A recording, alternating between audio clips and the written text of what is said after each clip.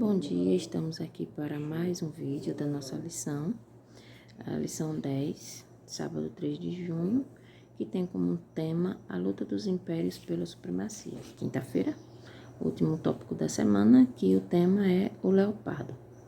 Nós estamos estudando essa semana sobre profecias, que fala sobre símbolos, água, vento, animais. Estamos no último animal da semana, que é o leopardo. Depois do urso veio o leopardo.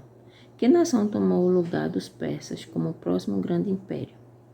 Então, Daniel diz aqui, no capítulo 7, verso 6, que depois disso eu continuei olhando, e eis aqui outro, semelhante a um leopardo, e tinha 4 asas de ave nas suas costas. Tinha também esse animal 4 cabeças, e foi-lhe dado domínio.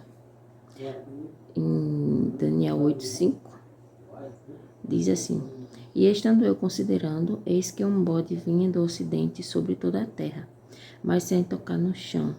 E aquele bode tinha uma ponta notável entre os olhos. Dirigiu-se ao carneiro, que tinha 2 pontas, ao qual eu tinha visto diante do rio, e correu contra ele com todo o ímpeto de sua força. E o vi chegar perto do carneiro, irritar-se contra ele, e feriu o carneiro e lhe quebrou as 2 pontas, pois não havia força no carneiro para parar diante dele. E o lançou por terra e o pisou aos pés. Não houve quem pudesse livrar o carneiro da sua mão. Aquele carneiro que viste com 2 pontas são os reis da Média e da Pérsia. Mas o bode peludo é o rei da Grécia. A ponta grande que tinha entre os olhos é o primeiro rei. Então, depois do urso veio o leopardo. Que nação tomou o lugar dos persas? Nós sabemos que foi a Grécia, E aqui, na narração de Daniel 8, nós vemos que existiu também outros símbolos, Outros animais que simbolizavam reinos. E aqui, nesse capítulo, a Medopérsia foi simbolizada por um carneiro com 2 chifres. A Grécia foi simbolizada por um bode que tinha um chifre notável na sua testa, E aquele bode peludo, com esse chifre, que simbolizava o rei da Grécia, Alexandre Magno, Diz: a ira celeste puniu o reino Medo-Persa, porque ele pisoteou a lei de Deus. O temor do Senhor não havia encontrado lugar no coração da grande maioria do povo.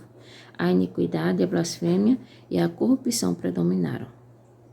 O que os chifres representam e como se assemelham às 4 cabeças desse animal? Daniel 8 fala assim: E o bode se engrandeceu em grande maneira, mas estando na sua maior força, aquela grande ponta foi quebrada. E subiram no seu lugar 4 também notáveis para os 4 ventos do céu. E o ter sido quebrada, levantando-se 4 em lugar dela, significa que 4 reinos se levantarão da mesma nação, mas não com a força dela. Então, o que os chifres representam? Representam reis, E como se assemelham às 4 cabeças desse animal, que também foram 4 reis. Sabemos que Alexandre Magno, ele rapidamente alcançou o nível de imperador mundial, mas rapidamente ele também caiu, rapidamente ele morreu. Ele morreu e os seus 4 generais, que são simbolizados pelas 4 cabeças do animal e também pelos 4 chifres do bode, é que ficaram reinando em seu lugar. De que forma sua orgulhosa filosofia influenciou o mundo e como o evangelho a supera? Sabemos que da Grécia vem muitos filósofos, muitas pessoas sábias de filosofias, teorias, Então, como essas filosofias influenciou o mundo? Sabemos que foi influenciada até nossos dias, E como o evangelho a supera? Aqui na primeira carta aos Coríntios, capítulo 1, verso 22, diz: Porque os judeus pedem sinal e os gregos buscam sabedoria. Mas nós pregamos a Cristo crucificado, que é escândalo para os judeus e loucura para os gregos. Mas para os que são chamados, tanto judeus como gregos, lhes pregamos a Cristo, poder de Deus e sabedoria de Deus.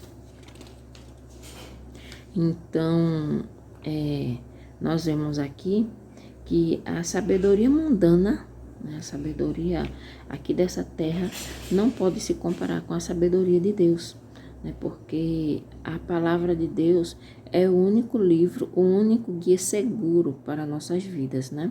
Aqui na notinha diz assim: é seguro confiar nossa juventude à orientação desses líderes cegos que estudam os oráculos sagrados com muito menos interesse do que o que manifestam pelos autores clássicos da Grécia e Roma Antiga?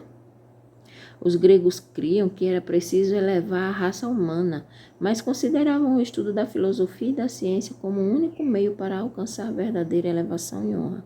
E nós sabemos muito bem que o único estudo que faz com que alcancemos verdadeira elevação e honra é o estudo da palavra de Deus, né?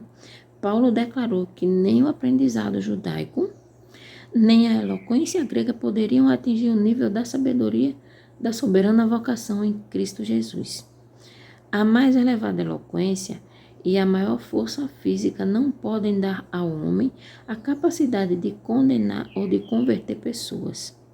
É somente quando o ser humano aceita de coração os puros princípios do Evangelho que ele se torna uma honra para Deus.